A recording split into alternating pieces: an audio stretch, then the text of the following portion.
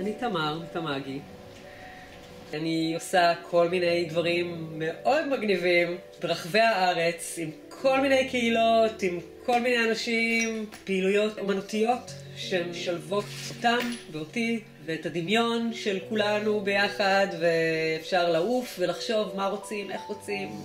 דברים שאפשר לטפס עליהם, דברים שאפשר לשבת עליהם. כל הרעיון זה שזה כאילו מכנס לאיזושהי פעולה. בואו, תהיו ביחד, תשבו, גם תדברו אחד עם השני, גם תשחקו אולי. זה נותן השראה.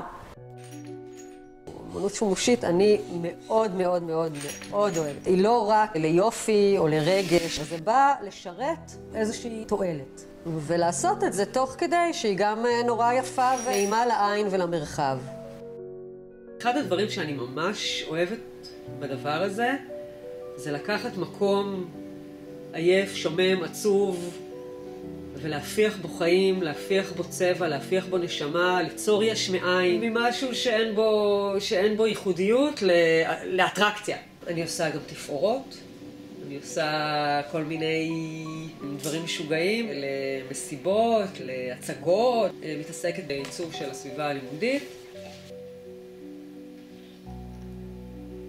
העבודה עם קהילה היא גם חשובה בעיניי, היא גם כיפית.